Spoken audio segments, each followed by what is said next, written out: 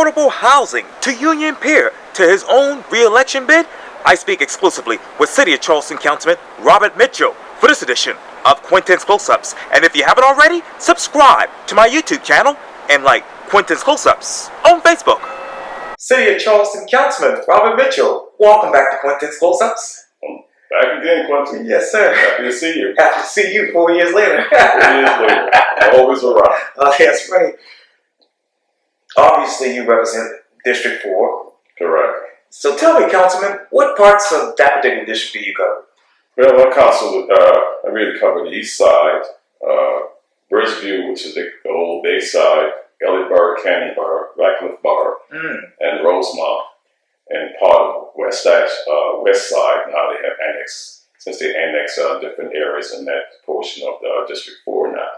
So it's a very dark, large district now. What resources are you putting into those areas that are now part of your district? You know, my thing is still working on trying to really work with my colleagues on council and the mayor, they're doing more affordable housing. And I was trying to push really truly affordable housing because so many people are moving off the peninsula that grew up on the peninsula and can't stay here anymore because of the high rent. And I'm looking at my seniors too, where the seniors can be able to be and stay in the peninsula where they grew up and what they made Charleston the way it is. And they have to leave also. As we sit here right now, you talk about obviously Cannonboro, Elliotboro, you talk about Bayside, you talk about the east side, you talk about parts of west side. So when it comes to obviously those areas, Councilman Mitchell, how much is it as far as the average price for rent? Ooh, that's a different category because the rents now is like $1,500, $200, $1,700. That could be $2,000. And to me, the employment status here that the people are not making that type of money to be able to afford was here. And that's the problem that I have with it. And we can't depend on government all the time because, you know, the Department of Housing and Urban Development does most of the subsidies. And some of those things are probably going to be pulled away. So what's going to happen to a lot of the seniors that are living in these seniors housing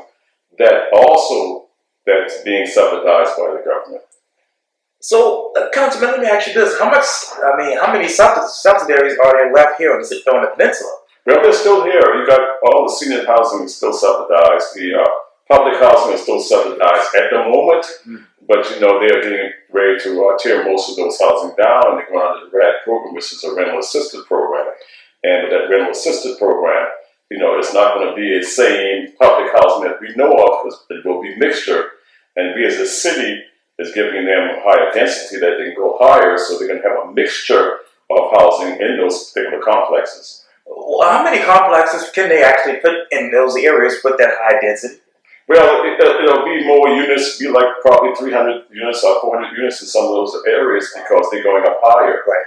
And that's going to give them a higher density that they're going to be kept the money back that they're using because HUD is going to be pulling out of some of the subsidies, so they can't base themselves on how to keep the public housing operating. So they're going to have to get people who are paying to keep it operating. So you will be living in some of the people will be living in a subsidized unit and having someone right next door to them paying $2,000 per month when they're only paying probably $100 or $150 per month. Wow. Because HUD always said 1 for 1. So when they tear down that one, they have to replace that back. So they replace these units that they have now back, but they're not going to replace any more of those subsidized units.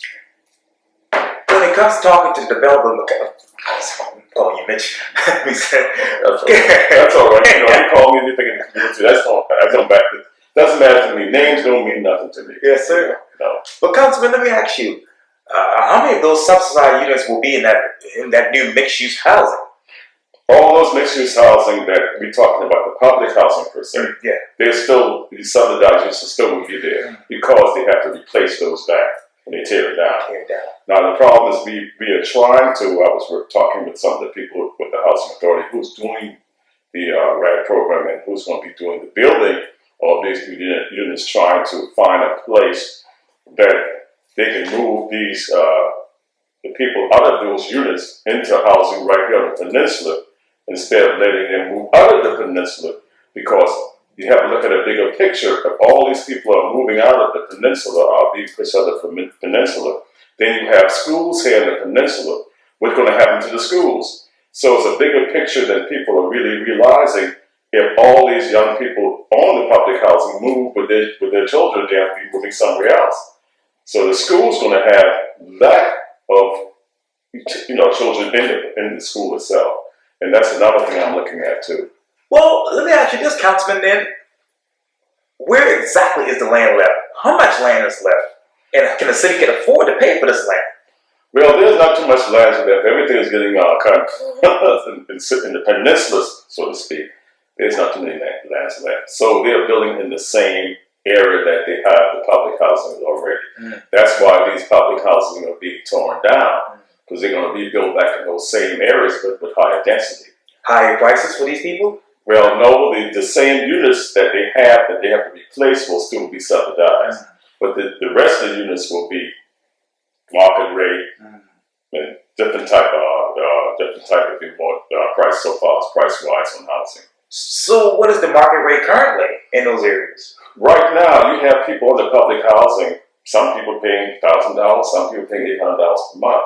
But when they replace it, you might be paying $2,000 a month on those market rate housing, because everything is going to be based on what the HUD area medium income. So when they go with the HUD area medium income, this is going to dictate what those units are. So you can start from 30% or 50% up to 180 or 200% on the area medium income. So that would be those units that's going to be there.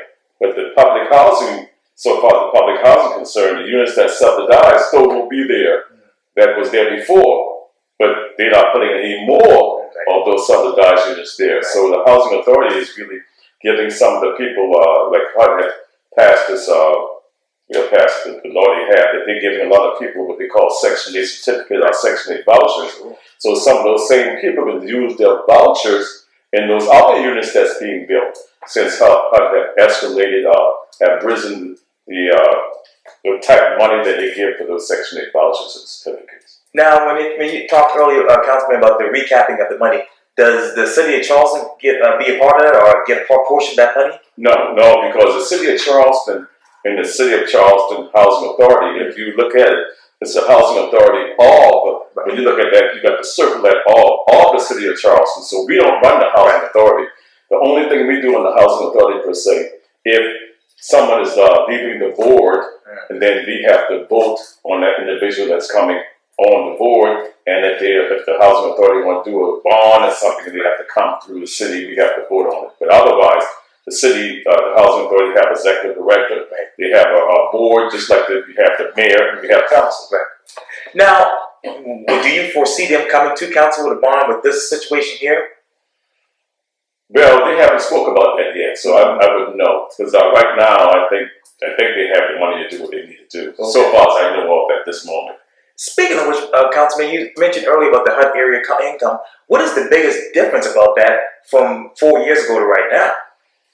Well, it has changed a little bit because HUD have really escalated the money that they give for Section 8. Because they see the different type, the way the rent have escalated. So they have raised the amount on the Section 8 certificate or Section 8 voucher. And that's why you see some people are still staying in the peninsula and using this certificate or voucher wherever they receive and staying on the peninsula. And how many of those people so far have stayed on the peninsula with those vouchers? Well, I don't have a number, but there's quite a few because some have moved into Grace Homes, some have moved into James Lewis Complex. So we still have many of them still staying here. But the problem is when they move out of the peninsula, who say they're coming back? How many of those people have actually moved off the peninsula? I don't have a number of how many people move off. I get scattered figures. Sometimes people call me and say they're moving off the peninsula, but I think most of them are still on the peninsula so far. You might have quite a few, might be 100 or something that might move off the peninsula since the RAC program started, because they're trying to get all these particular housing units on the public housing vacant, so they can be able to tear it down.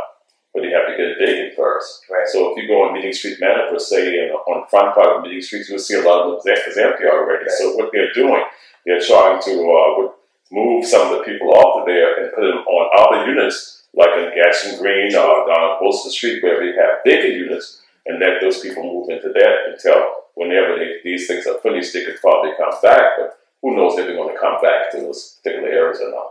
And speaking of finishing and coming back, let me take you down the street from. I might not be here when all this happens, because it's going to take a while to even get those things built. Wow. And get everything done. Wow. Speaking of taking time to build, let me go down to Morrison Drive. As you know, there's a big debate right now about affordable housing between Charleston City Council and Charleston County Council. Mm-hmm.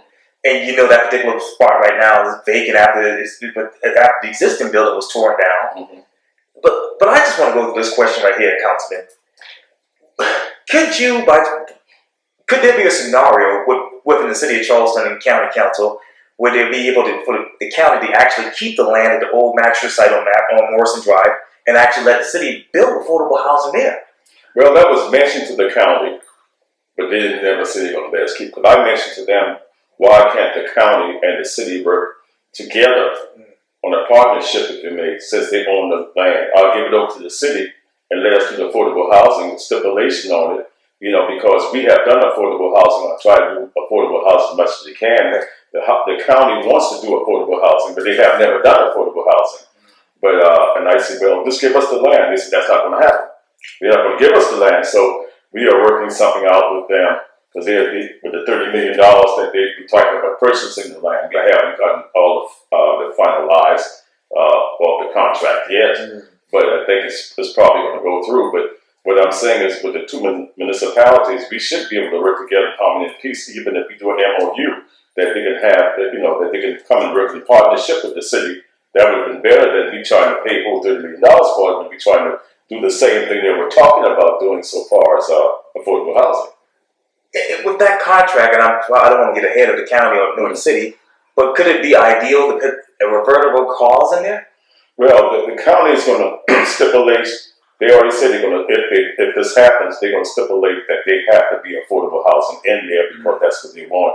So we haven't heard all the details yet, how they would want it, but they say they're going to have that stipulation that it has to be affordable housing in there. So we have to look at that portion, because when it comes to the city, we got to look at affordability and how many units of affordable we can put in there so far, starting from what percentage of the median income. If we can start at 30% up, we can start at 40% up, we can start at 50% on up to 180%.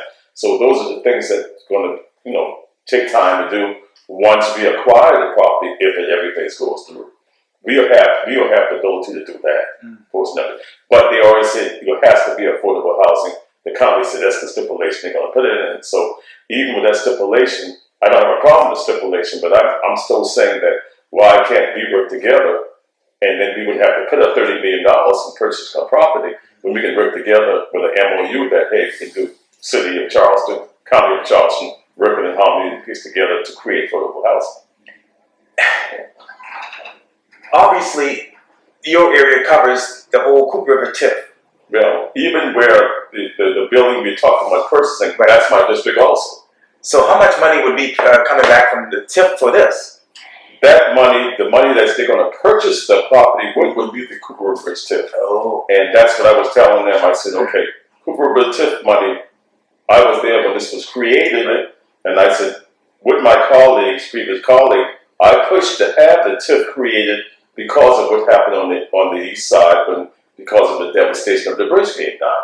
And that's why the tip was created. But I had stipulation when it was created that we make the east side whole again by putting back these housing and putting back these things that need to be happening. But as it stands right now, we still have not gotten the east side whole again yet, because we are using the money outside of the east side. But as long as what they say is continued to the area, they can use it for that. I don't have a problem with that portion either, but I'm saying let's do first thing first. Let's get the east side back whole. And that's why I pushed to have the James Blues complex done and the Grace Homes done. But I felt that we still could have done more work on the east side so far as with drainage and with the Jackson Street drainage and other things to assist with the TIF that we had that was created to make the east side whole. Well, how much money did you have, for the drainages and everything else before the TIF was actually used up for other things? Well, right now with the TIF, my recollection, I don't know exactly this, but I know it was $30 million we paid. That's $30 million we're going to buy this property. It was $3 million we give to 275 Future Street to assist them in building that. And then so you figure it might have been $50 million or something around that line that we had in the TIF. Now when all this is done and we create all these things, it'll probably only leave $10 million left in the TIF that I can kind of recollect a little bit if my figure's not wrong, but there'll be something like that left in the TIF. So my thing is, if that's left in the TIF, like I tell everyone, I'm not going to support anything else until y'all finish this on the east side. I also put in there to do a new building for Martin Park. Create a new building on Martin Park because we're building all these housing around, so we need to have a state-of-the-art building there for kids to be able to use for recreation and for seniors to be able to come if they want to play bingo or whatever, have a place for them to come. We have done it in other places. We have done it on Daniels Island, we built a new complex there. We built it on James Island, we built a new complex there. How about the peninsula? The peninsula is being left kind of short on that portion of it in recreation, so far as I'm concerned. Now, let me go back. Where is the money being used as far as the Coop River TIF outside of the Coop River TIF? Can't go outside of it because we continue to it. Okay. So that's what they always use in this terminology. If you hear it, always continues to this area, so they can use it that way. What area is it going to continue to? Well, it's right down to where the county property is. Oh. That's it. And wherever you see with the 275 Future Street, that's it. Because that's still continue to the area that they call it. Yeah. You see, so that's how you can use it. But you can't use it West Ashley. You can't use it, any further up than that. Now, besides the Jackson Street drainage, what else would you like to have the money for to use for? But I want the east side to be whole, like carpet the next affordable housing phase. Like, on that whole Lee Street corridor, when we voted with council, I had them voted that we have the whole area used for affordable housing. Because in the mitigation, so far as coming from the DOT, we can only put housing, community center, no service station, no grocery store, no things like that can go there. So we have to replace the housing back. So it was single family homes there, and we can't place it back because DHEC said no contamination, so they say. So we can't build single family homes there, but we can put multi-family homes there. So normally, if you look at what's going there, you don't see anyone in the yards. Yes, of course. So they can't play in the yard. So I said, well, we can't do that, but we still can put multi-family homes back. So that's why we started with the Grace Home. Started with the James Lewis Complex. And I said, the next stage should be going toward Morrison Drive with the housing portion of it. But in the meantime, doing that, we still need to get the Martin Park done. And in front of the James Lewis Complex, I told them I want to see that ground in front of James Lewis Complex, beautified with grass, flowers, and trees, so it can look like a beautiful complex that's placed there. You do it other places, do it here too, and that's my thing. Oh, what's stopping him? And by the way, I was over there just today, but what's stopping him? They have it on the list. It's there, but when are we going to get it done? And that's what I'm pushing. Let's do it. Not saying that, oh yeah, we have it on this list. Take it off the list. It's time to take it off the list now. Let's get it done. That's my thing. Yes, sir. And when it comes to the other side of Lee Street, what I'm looking at right now in my mind, how many multifamily units can go there? Probably the same amount of units. Probably 50-something units if you can put it there. But then I haven't really gotten into the part between Hanover and Aiken. Was the other piece, the other parcel. I see a fence that's there. I know they was working.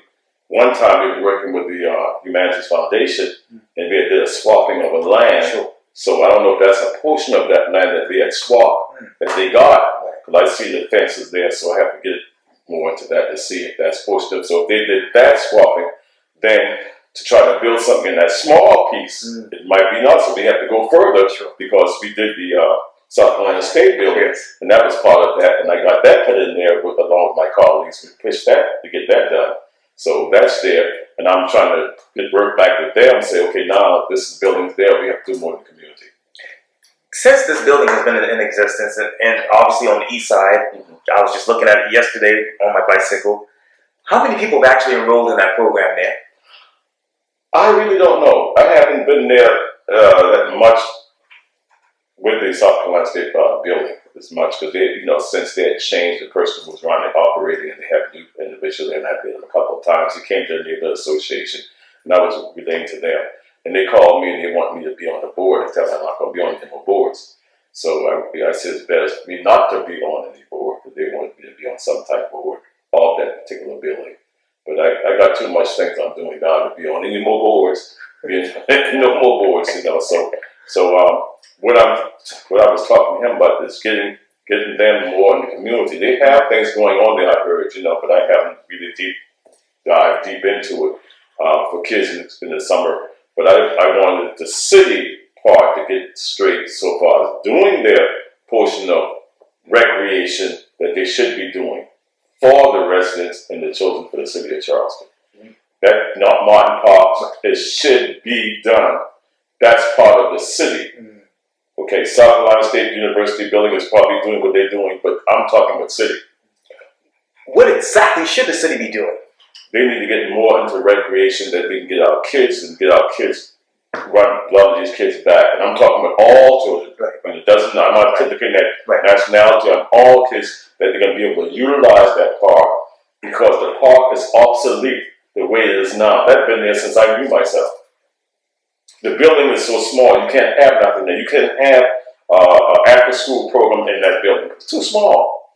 So you got a school right down the street, so how you can have kids to come for after-school program there when the building is too small? It's not equipped for that. Is there any communication between South Carolina State University and the city of Charleston? Not until they called me sometime. I haven't heard that they are, working together that way because it's still a separate entity. Right. But like I told them, you got to remember that we give you that parcel of land that y'all build that building on. So y'all still know supposed some things to the city to get some things done. So they said, we run summer camp and all that, but I said, y'all need to get out more in the community, get out more on the public housing. Walk the public housing. Put some flyers in people's door. Say this is open to the public. We got things going on, but then it still have to come from their quote unquote board from the South Carolina State University. And I spoke to the person who's running it, but it still have to come from the top. Sure. So I said, you go back to the top and you tell them that Councilman Mitchell said thus and so. I told them, I don't, certain things, I do not bite my tongue on certain things when I feel it should go further. Dealing with my young people in this peninsula, when I fought hard to get that building done for that. What else should go forward when it comes to the east side, Councilman? Well, we have a neighborhood association, which is the ECDC neighborhood association. I think they're doing what they're doing, but I think we all can do more. And the people that live on the east side need to do more by working together in harmony and peace. I think on the east side, we still have, to me, have a division. And the division do not do anything but hurt. When you're working together, you can accomplish a lot of goals because you'll be fighting almost on the same issue and getting things done more for the east side per se, and for the city of Charleston, because whatever affect here can affect other places. But when people see everybody's working together, they say, man, this place is going to rise because we all are here working together. Not that they're going to agree on everything, but we can always come together and work together. We spoke about this in Quintin's close-ups 4 years ago at Martin Park. Exactly right, but they still haven't gotten to that point yet. What is the problem? Well, to me, the problem is that if you move into an area and you know where that area is, then you have to come in humble, being very humble, and working with what you see there, and things could change. But if you want to come into a community and change things the way you want to change, in a short period of time, then you're going to get a fight back from the people who was there all the time, carrying on what it was doing, getting things done, and they figure that people are trying to come and take over. So you got that problem, and that's the problem that you find on the east side. The east side was always the east side, as I've been growing up, you know. So they figured they'd been running the east side the whole time. Things change, but if anyone moving in, then you got to kind of work with the change a little bit and get other changes done. But that's the way it's going to do. But if you come in with the attitude that you're going to say, oh, this need to be done this way, that need to be done this way, then the people that's there, then you're going to have to fight. And when you get having to fight, there's nothing to get done. I hate to be redundant, council member, and be honest. I was raised That's what I'm talking for many, many years up until 2023, until we moved. But what is the current fight? What is the division between the current residents and the old timers? The current residents, the old timers, figure that people are moving in and trying to take over and run them out. That's what they think, and that's the problem. Until we remove that from our thinking and the way we're thinking about these things is the change. I don't see the change yet. And then the one who's moving in have to know that they're moving in an area that was one way all the time. That don't mean have to stay that way, but they have to work with what they have there and get in there to make changes. But working with them to get changes, being humble and working with the individuals that's there. It could be done. I have seen it done in many other places, not only here in Charleston, but in other places. It could be done. But you have to be able to put down and work together. And that's the only way it's going to happen. What is the communication between the old timers and the current new residents that are moving in, new ones? Well, the old timers, they don't really bother the new tenants. They walk around there and I can do on the east side most of the time. But I don't think they have that. If the relationship, if you make, I don't see that relationship coming through. That conversation, I don't see it happening. You have a few that come into the east side, but the majority that used to come to the east side, they used to come. They was on the boards. They got off the boards because I heard that they said that these people are not going to let us get nothing here. So they resigned. So when you resign because things are not moving quick enough for you, then you cause other problems. You stick and stay, things will change. What other problems have arisen on the east side? Well, right now the east side is truly very quiet. Okay. I mean, you know what's been going on before the east side, but the east side is quiet. It's quiet to me. I go through there every day and it's quiet. Yeah. I mean, everybody's walking around, they walking through this east side, they come through the east side, nobody's bothering anyone. But they just don't work together.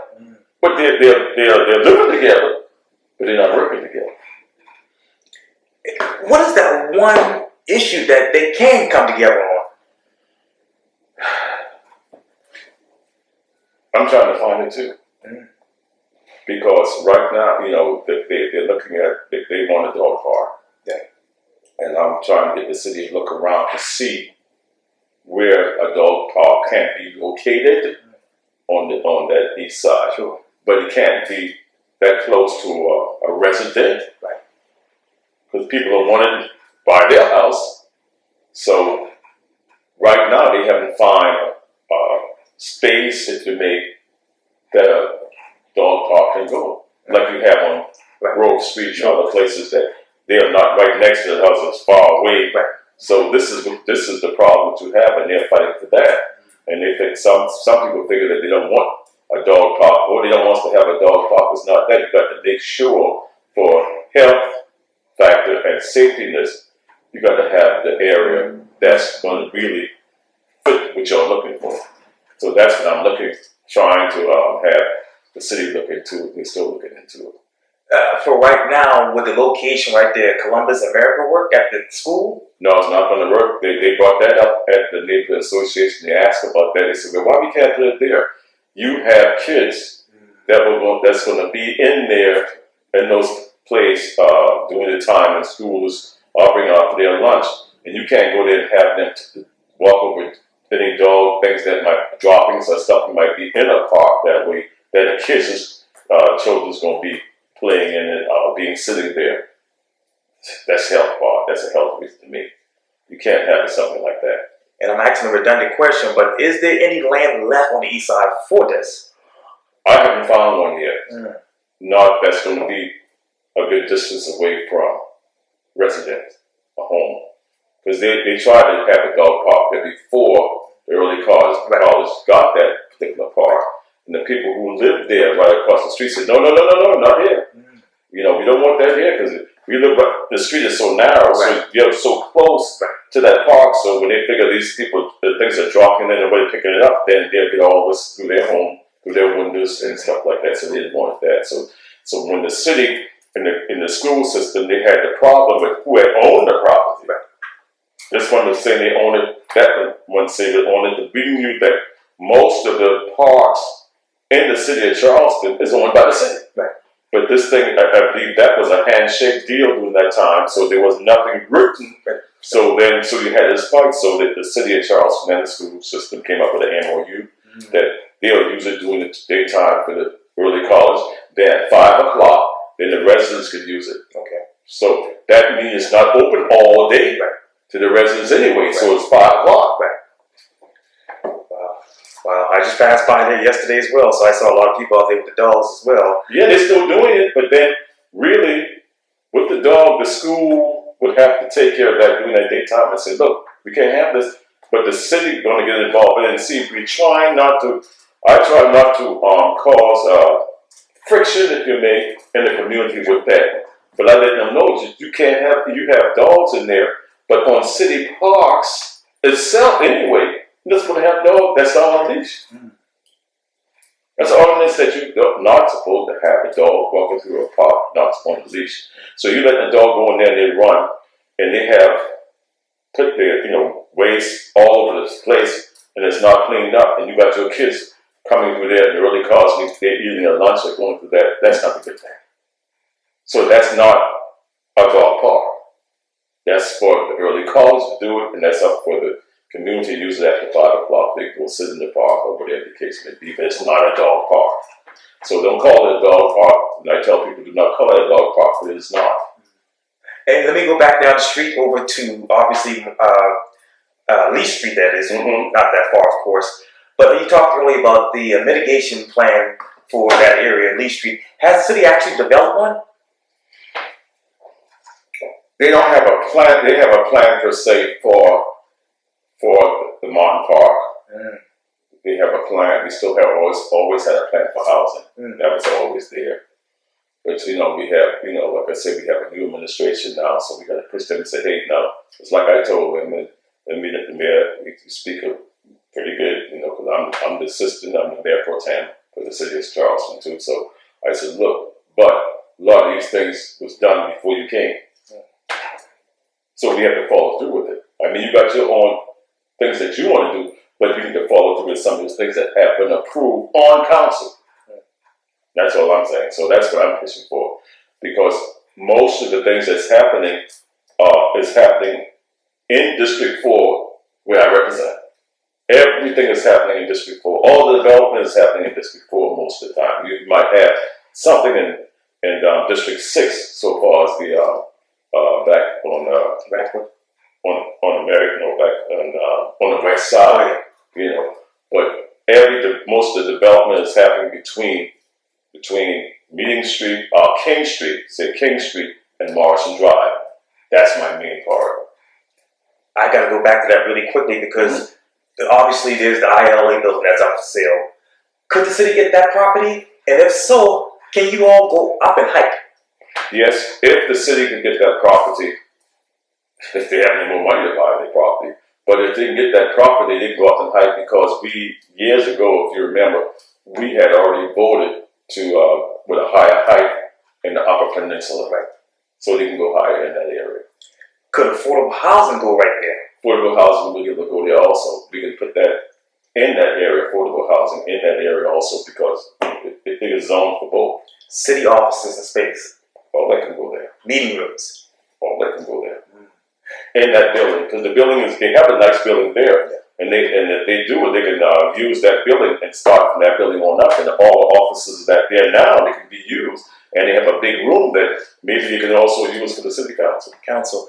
And I wanted to go back, Councilman, back over to Lee Street. You talked about, obviously, DHEC saying that that part of Lee Street was allegedly contaminated. Did the city do a study or ask DHEC to do more investigation on this? Well, during that time, it was through the DOT, Department of Traffic Transportation. And when they came to the city, the DOT had owned the property. So the DOT did all that mitigation with DHEC and then bring it further up to the city. And we fought during the time, this was during Mayor Raleigh's time, and we fought that because I told them, I said, hey, the people here on the east side was devastated because the house got torn down here. So what y'all gonna do with this property? Y'all need to give this property back over to the city and let us be able to build more housing there. You can't build single family homes back, but we can put housing there, and that's how this came about. So Mayor Raleigh, we spoke, and Mayor Raleigh said, yeah, that's been our day. He said, yes, we can put some more housing back there. We can't put single family because DHEC said no, and the city contacted DHEC, and DHEC said no. So we can put single family homes, multi-family homes back, and that's when we started, and that's why the first one was started with by the Grace Home. Any other parts of that area contaminated? Well, they were saying that the whole area, that when the bridge came down, the bridge was all the way over there. You see, so that's the whole area on Lee Street coming down. That's why from Lee Street on down, mostly. And quickly, Councilman, Union Pier. Obviously, the new mayor has outlined his vision for the property prior to the sale that included providing public access to the waterfront, adding significant green space, utilizing lower density, and height restrictions on the building and affordability. What are your concerns when it comes to new developed heights there? Well, my thing is I missed the cruise ship. That's one thing I can say for people who don't hear that, but I missed the cruise ship there. But with the height there, I already met with the developer who's going to be doing it for me. And they're going to take their time, they said, in doing a thing. That's what he told them, to take their time. So I have them to be meeting with all the neighborhood associations that's going to be affected from French Quarter to the Ziglags Borough, and all the way to the east side. Yes. So they have a meeting. They'll be speaking at the next meeting at the Ziglag Borough, and then from that they'll be coming to the east side. I also had them to pull all the information that was done before that I worked hard on, and had them go out in the community and do it. The previous developers, so they're going to do all of that. They got all that information. They already put it from the Raleigh Institute. They're going to use those information too. Well, I hate to go backwards, and I hate to be redundant, but was the Raleigh Institute used as a smoking screen for this particular project? No, it was used to put all the information together to make sure we had all the information gathered from the community. So we had, when I voted on council, when we talked about it, I spoke to the developers during that time, because I was the first one they contacted when I came here, during the time with Tim Keene, and they hired Tim Keene. Tim Keene said, you have to speak to Councilman Mitchell. So when I spoke with them, I said, this is what y'all need to do first. Go to all the community association that's going to be affected in this area and explain to them what y'all planning to do with it. So that's what Lowe's did, the first developer. So they did that. When it comes to the Port Authority, Councilman, then, why didn't the port honor its timeline that they communicated to the people? That's one thing I can't answer. What they did, I had them to go out in the community to have meetings. Out in the community, they had a meeting at they had 3 different meetings. And they had on site, so the community could come. And the community went there, and they signed, and all these sheets that were around what they would like to see in that area. Some people who was living in that area was telling some of the historical things that was in that area. And all these things was going to be included back into what they built down there. The mosquito fleet or something I heard about. I don't know too much about it, but I heard about it. And they said all this was going to be done and included back into the project. But then after that project was wiped clean, it failed. So now we're starting off from fresh, starting off new again. Should open space then be included in the interior of this project? I think it's going to be there, so they say. But then it says it's going to be a slow-moving project because they're going to take their time in doing it now. So I don't know what they're going to do first, what they're going to do second. So we have to wait and see.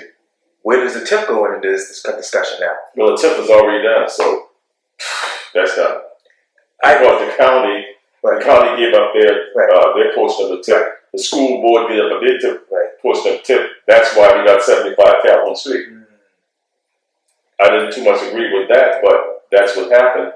Because when we did it years ago, we did 2 George Street to make sure that we have all our employees in one location. Sure. So now we're going to have to move all those people up the 3rd floor and move them someplace else. Do they have the money to move people elsewhere? Well, the property is already purchased. Okay. How does all of this affect the city's bond rating? I asked that before. I said, if we keep spending the way we are, we can affect our bond rating. But right now, I don't think they have affected it yet, but we don't know if you keep spending.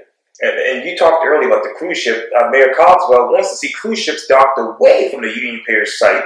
The Post and Corey writes redevelopment plans for the nearly 70-acre site along the Cooper River included a cruise terminal, but Mayor Cogswell is now asking the South Carolina Ports Authority to cut it out. So let me ask you this, Councilman. Why would the mayor drive away tourism? He don't want the cruise ship, but I remember he mentioned on council, it's good that the cruise ship left. I said, no, it's not. To me, cruise ship was placed here. A lot of people who wanted to go on cruise ships that could not go because they had to travel so much was going on the cruise ship. A lot of the people in that area, businesses in that area, made money. The restaurants and all that made money for those people to come off the cruise ship. I didn't see a problem with the cruise ship. I went on 3 cruises right from here and it was marvelous. The way they bring the people off the cruise ship, everything was working fine. It was a group, they was fighting us ever since Mayor Riley was here. When they was suing us, because Mayor Riley was an individual who said, hey, it's needed here, it's going to stay here. And the people who were fighting, let them fight. Right, yes. But the new mayor coming in, and he said, it's better for the cruise ship not to be here. So I don't agree with that, but then that's just, his call on that. But why not work with the city of North Charleston and the port to actually create or find a cruise ship between Charleston and North Charleston? Well, I figured one time, I don't know if you remember, one time the city of North Charleston and Mount Pleasant wanted the cruise ship. So when the cruise ship left here, I thought surely that one of them was going to take it. But nobody has taken it yet. And North Charleston brought it up on their city council one time about the cruise ship. So I thought they was going to say, okay, we can develop a cruise ship here. But as of now, they have no problem, so I don't think they're looking at the cruise ship right now. But I think that would be a bigger place, a best place for a cruise ship between Mount Pleasant or North Charleston because the waterway is right there. You had the naval shipyard, the waterway is right there. They got a lot of property there. The cruise ship would be good to go there. Or in Mount Pleasant because the waterway is there. And the harbor was deeper for the cruise ship to come in. So, and other ships to come in. So it'll be fantastic for it to be there because the space is open. Even on the naval shipyard, the space is open. Right. With all of these issues going on right now, Councilman, are you ready? Are you geared up? Do you have the energy to run for 4 more years? Oh yeah, I'm going to run. I'm not going to say I'm going to stay 4 years, but I'm going to run because most of the people in my district say with the knowledge that I have, they can't have a new person come and do anything at all. Especially with the Union Pier, with the area here, and with the affordable housing piece. They said, no, Councilman, you have to do it. So they really got behind me. They pushed me to run again this 4 years, for another 4 years. So I told them if I run the next 4 years, I'm going to run. See what happens. What is your biggest accomplishment on City Council? You've been on City Council now for over 20 years. Mm-hmm. What is the biggest issue that defines your career? The affordable housing piece. The affordable housing piece is one of the best things, my former colleague and myself pushed to have the Hugie Street drainage done, which is working on that. That's one of the big issues that was up like that for years. I lived on King Street right for 40 years. And that flooding been there for all that time. Even when I was growing up, that flooding been there. Now we're working on that. And that's one of the biggest issues in the city of Charleston that could help a whole lot of people who have lost their cars and everything in that flooding, right there on the corner of Hughes and King. Has the city of Charleston developed a water management plan? They have one. Has it been revised? Yeah, they're working on it now. They're still working on it and to revise it, the whole water plan for the whole city of Charleston and West Ashley area. We have to look at all as part of the city of Charleston now. Yes, sir. You see, so there's a lot of things. So when you look at the housing that have been done, what I pitched for in the districts, and for the Hughes Street drainage that I did in the district, it's big time, and people have seen that. And working with the Union Pier when it first started, I worked myself to death with that Union Pier with Lowe's, who was the first developer. I had it going until whatever happened, and now we got a new administration, so it's different. So I already served on 3 different mayors, right? So I deal with all of them, you know. But my thing still stands that we still have to make sure we do things to make sure that people stay on this peninsula. I know that the peninsula is growing up, there's so much development, so much hotels and stuff, but we still have to do not forget that the people who built Charleston and made Charleston the way it is. That's what happened in Charleston. They made Charleston. And since they made Charleston, and Charleston was so great, everybody came here and moved here and loved it. And they're not leaving. So when they're not leaving, we got to make sure that we do things for everybody. City of Charleston Councilman Robert Mitchell, thank you for your time again. Welcome back to Quintin. Hey, Councilman, thank you. Thank you.